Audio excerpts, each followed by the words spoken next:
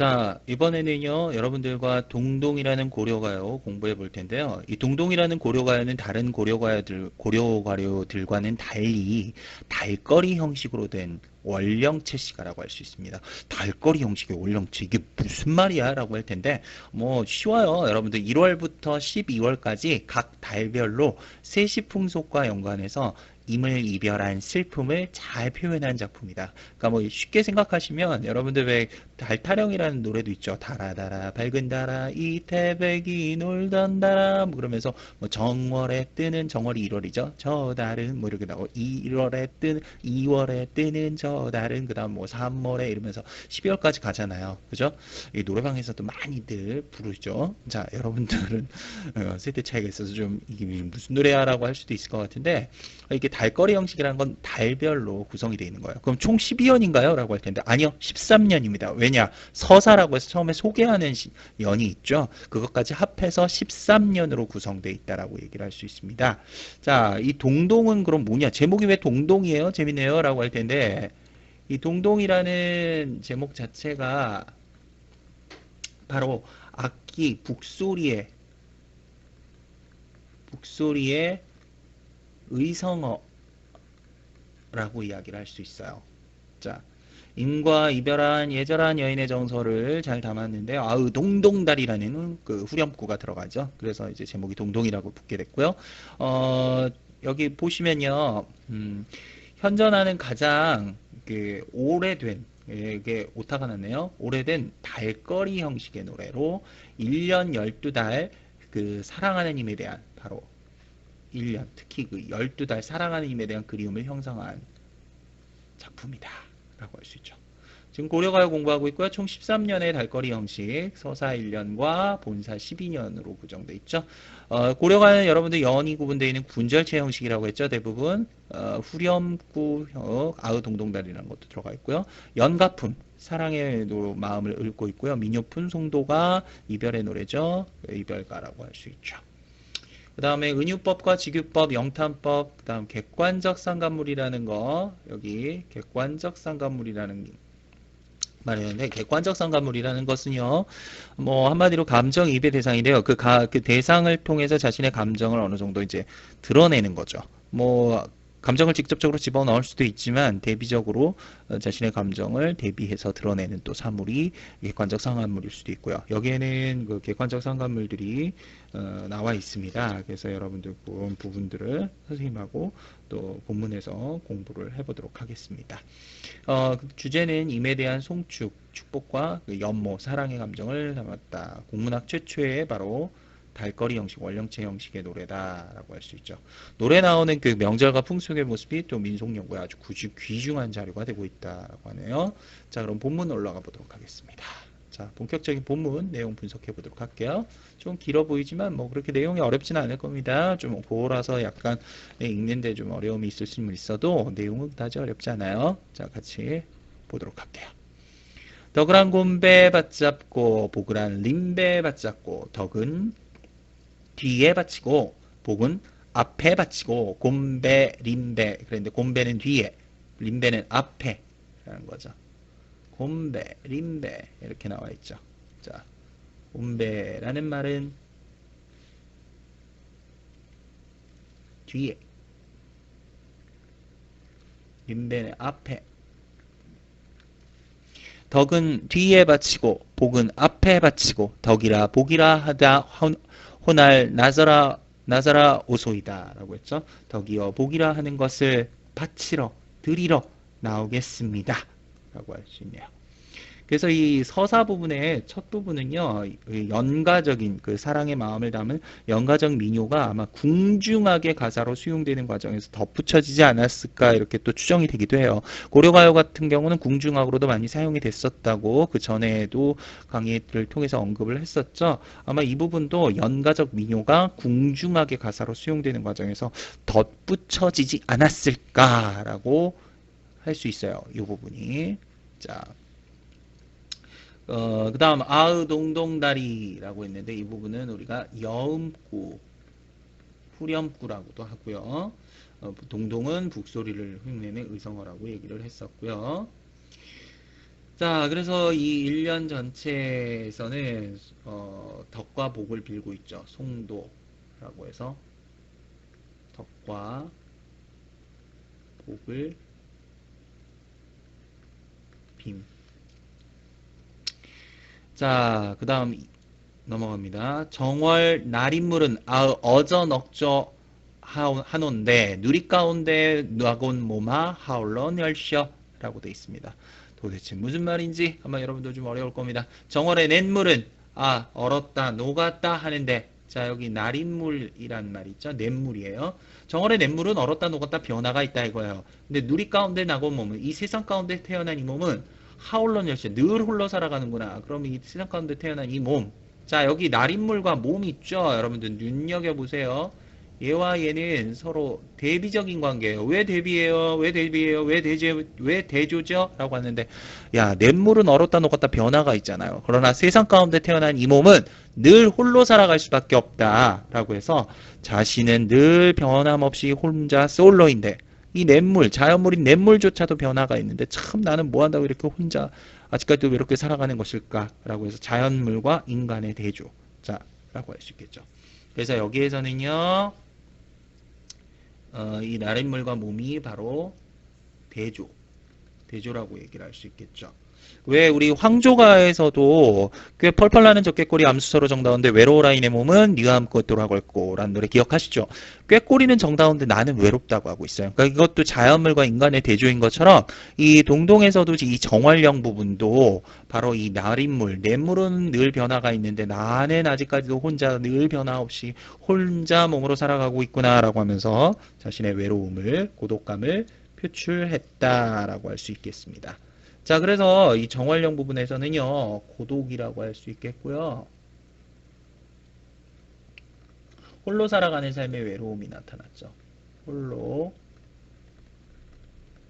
살아가는 삶의 외로움이란 정서가 드러나 있다. 자, 여기에서 여러분들 꼭 중요한 거 대조의 방식 사용됐다는 거, 자연물과 인간물 대조했다는 거 기억하셔야 됩니다. 동동다리 역시 후렴구 쓰였고요. 2월령 넘어갑니다. 2월 보름에 높이현 등불다호라. 자, 여기에서요, 여러분들 기억할 게 이 등불, 높이현 등불과 같습니다. 많이 비추실 지시셨다. 그 다음 하나 더 있는데요. 3월령에 미리 좀 체크를 할게요. 3월라면 개한, 만춘 다래꼬지요. 다래꼬지라는 데도 체크를 좀 해주시고요. 여기서 선생님이 지금 등불과 다래꼬지에 각각 동그라미를 했는데요. 이 동그라미 한 것들은 그럼 어떤 의미냐? 이 두 가지는 모두 임의 모습을 비유한 것이다 라고 할 수 있겠어요. 임의 모습을 비유한 단어들이다. 높이 켠 등불, 그러니까 높이 켠 등불처럼 만인 비추실 지시셨다. 만인을, 모든 사람들을 비춰주실 모습이시도다. 라고 해서 임의 모습을 마치 등불과 같이 모든 사람들을 비춰줄 만큼 훌륭한 인격을 가진 분으로 비유를 하고 있어요. 2월 보름에 높이 켜놓은 등불과 같습니다. 만인을 비춰주실 모습이십니다. 라고 해서 임에 대한 송축의 뜻이 담겨 있죠. 이 부분은. 자, 여기에는 임에 대한 송축의 의미가 담겨 있다라고 할 수 있어요. 동동다리라고 했네요. 자, 그 다음 그럼 2월령은 송축, 빼어난 임의 모습을 빈다는 거죠.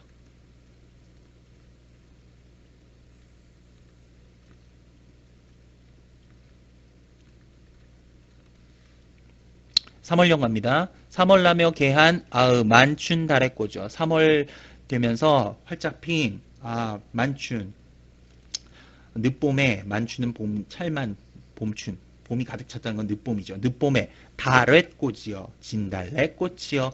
요거 진달래꽃이에요. 진달래꽃처럼 우리 이미 너무나 이쁘고 아름다운 모습이다 이런 거죠. 이미 아름다운 모습을 빗댄 거죠. 다래꽃이요. 늦봄에 진달래꽃이요. 남이 부러울 짓을 지녀나셨다. 남이 부러워할 모습을 지니고 나셨구나 라고 하죠. 여기서도 역시 송축이네요. 임의 아름다운 임의 모습이라고 할 수 있겠죠. 아름다운 임의 모습. 자, 사월령으로 넘어갑니다. 여러분들 사월령은요, 정월령하고 똑같은 표현법이 들어가 있어요. 미리 얘기하는데요. 사월령 여기 한번 보시면요.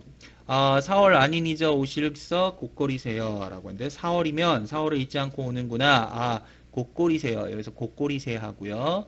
여기서 녹사님 있죠? 무엇 때문에 녹사뱃을까지 하는 님은 옛날을 잊으셨는가. 자, 이 부분도 서로 대조된다고 이야기를 할 수 있어요. 이 부분. 대조인데요. 아까 정월령 부분하고요. 이 사월령 부분이 지금 같은 표현법이죠. 대조적인 표현이 사용있다는 거 기억하셔야 될 것 같습니다. 4월이면 아니 있고 오는 꾀꼬리새. 꾀꼬리새는 해마다 잊지 않고 찾아와 주는데 무슨다 녹사님은 무엇 때문에 녹사벼슬까지 한 님은 녹사가 뭐예요? 아, 그 고려실 때 벼슬 이름이라고 보시면 돼요. 그러니까 열심히 뒷바라지 해가지고 녹사벼슬까지 시켜놨더니 이 거지 같은 님이 어? 날 잊어버리고 찾아오지도 않는다 이거야. 잘 되니까. 잘 되고 나니까 싹 잊어버렸다 이거죠. 옛날을 잊고 신고 옛날을 잊어버리셨는가라고 해서 꾀꼬리새는 해마다 찾아오죠. 자연물은. 근데 임은 오지 않는다. 자연과 역시 인간의 대조, 대비적인 표현 사용됐다는 거 꼭 기억하셔야 되겠습니다. 자, 그래서 사월령에서는요. 애련, 슬픔과 연민, 오지 않는 임에 대한 원망이죠. 오지 않는 임에 대한 원망이라고 할 수 있습니다. 자, 5월령으로 넘어가 보겠습니다. 5월 5일에 아의 수립날 아침약은 즈문엘 장존하실 약이라 받잡나이다 라고 하죠. 5월 5일은 단오날이죠. 음력 5월 5일은 수립날. 여기서 수립날이라는 거는 단오를 얘기해요. 단오날. 5월 5일에 단오날 아침의 약은 단오날 아침에 먹는 약은 단오날 아침에 뭐 먹어요? 익모초죽이라고 그래서 그걸 먹으면 이제 뭐 오래 산다, 장수한다 그러죠. 순이날 아침, 단오날 아침에 먹는 약은 즈문엘 장존하실 약이라 천년을 장존, 오래 사실 약이라 받잡나이다, 바치겠습니다. 참 임에 대한 정성이 가득하네요. 그죠?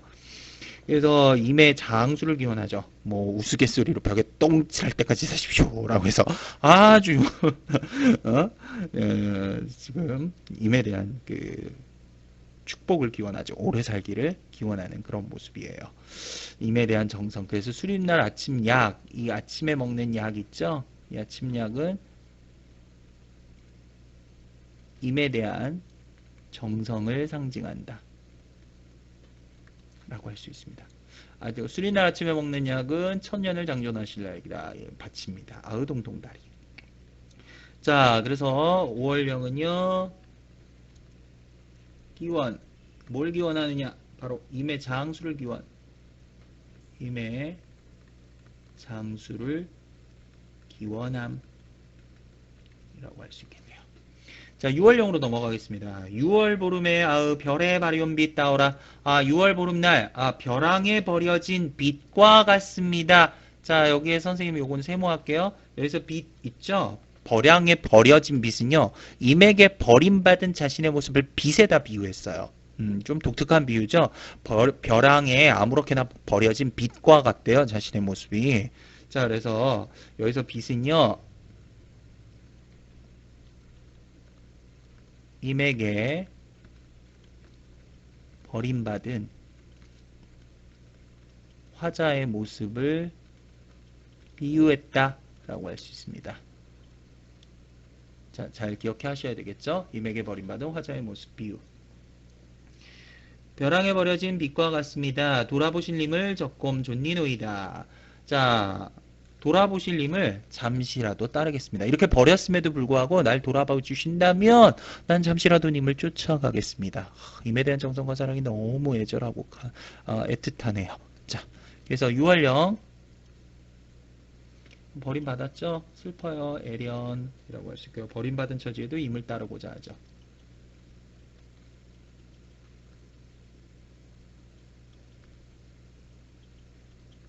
버림받은 처지에도 임을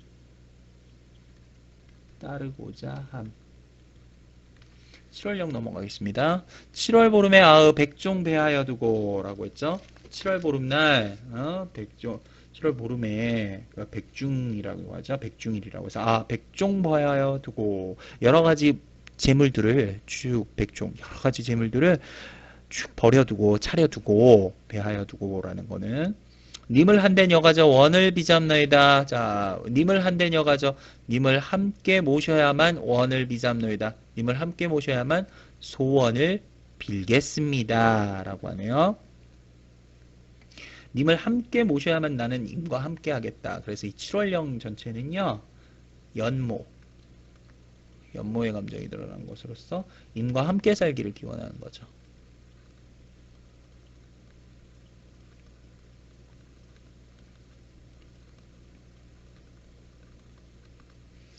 자, 8월령 갑니다. 8월 보름에 갑의 날이만한 음력 8월 15일이 바로 한가위죠. 여러분도 추석이라고 익히 잘 알고 계실 겁니다. 음력 8월 15일이 한가위입니다. 추석이라고 하는데 8월 보름은 갑의 날이만한 한가위 날이지만 여기서 갑의라는 건 한가위 날이지만 님을 매셔녀곤 오늘날 가베셨다. 님을 모시고 지내야만 오늘날이 나한테는 한가위 날입니다. 아무리 진짜 한가위 날이라 해도 님이 나한테 없으면 나한테는 한가위 날이라 할 수 없다 이거예요. 님이 함께 해야만 나한테 한가위 날이다. 그러니까 임없이 보내는 한가위가 어떻게 보면 화자의 그 쓸쓸함을 더 부각시키고 있는 거죠. 그래서 님을 매셔녀곤 오늘날 가베셨다. 이 부분은 임과 함께 하고픈 소망이라고 할 수 있죠. 그래서 이 8월령은요. 임에 대한 그리움이죠. 연모.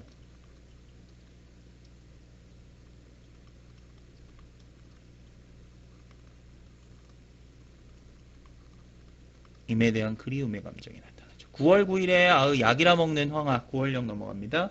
9월 9일에 음력 9월 9일에 약이라 먹는 황하꽃이 안에 드니 음력 9월 9일에는요 이제 그 중앙절이라고 해서 보통 너무 높은 곳에 높은 산에 올라서 국화주를 먹으며 자연을 즐기는 풍습이 있었다고 해요. 이때를 얘기하는 건데 음력 9월 9일에 약이라 먹는 황하는 노란 국화꽃이죠. 노란 국화꽃이 안에 드니 안에 피니 집안에 피니 쉐셔 가만해라. 쉐셔란 말은 초가집이 고요하구나 라고 하죠. 고요하다라는 건 세셔 가만하여라라는 건 초가집이 고요하구나라고 하는 건 임없는 쓸쓸함을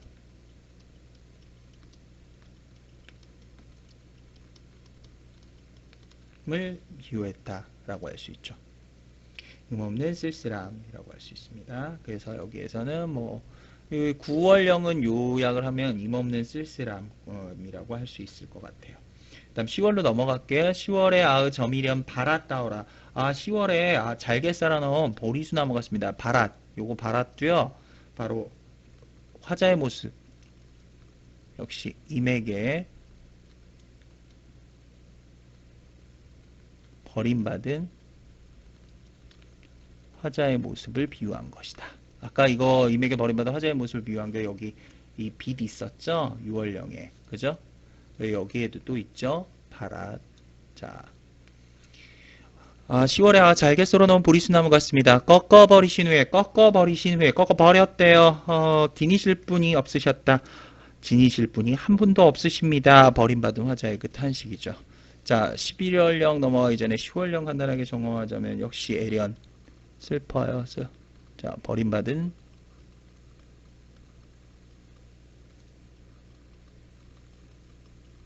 슬픔이 표현되어 있다. 11월 봉당 자리에 한삼 두퍼 누워 11월 음력 11월 이제 추워지겠죠. 봉당 자리에 흙바닥 자리에 한삼을 덮고 누워 호적삼을 덮고 누워 이 추운 날 호적삼 얇은 적삼을 하나 덮고 누우는 거예요. 그 봉당 자리에 호적삼을 덮어 누워라고 했는데 이 부분은요. 임없이 쓸쓸히 지내는 화자의 처량한 신세를 부각시켜요. 임없이 쓸쓸히 지내는 화자의 신세가 부각이 됐다. 두드러지게 드러나죠. 살아온디어 슬픈 일이로구나. 자, 여기 슬픈 일이로구나. 감정의 직접 표출. 감정의 직접 표출이라고 할 수 있습니다. 스시옴 널셔 슬픈 일이로구나. 고운일 스시옴 널셔 고운님과 스시옴 제각기 갈라져 제각기 살아가는구나. 제각기 널셔 제가 스시옴 널셔 제각기 널셔 살아가는구나. 제각기 떨어져 살아가는구나. 아, 동동다리 나왔죠. 11월은 역시 비련 슬픔을 이야기해요. 혼자 사는 슬픔과 임에 대한 그리움이 드러났죠. 혼자 사는 슬픔과 임에 대한 그리움이라고 할 수 있죠.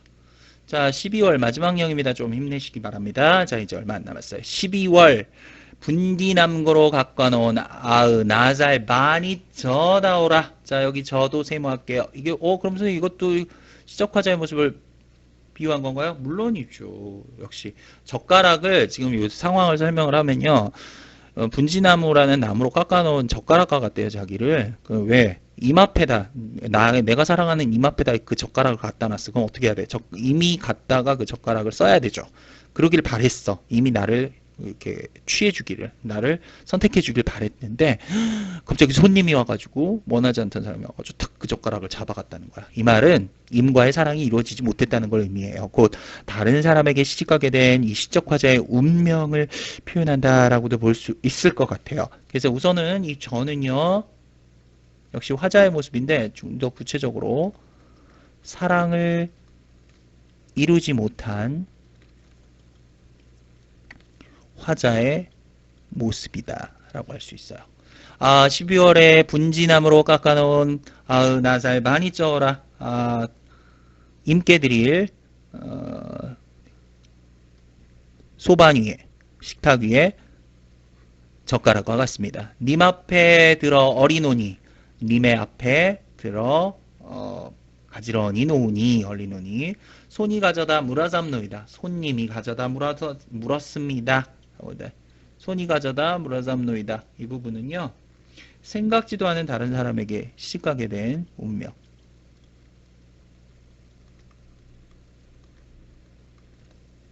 생각지 않은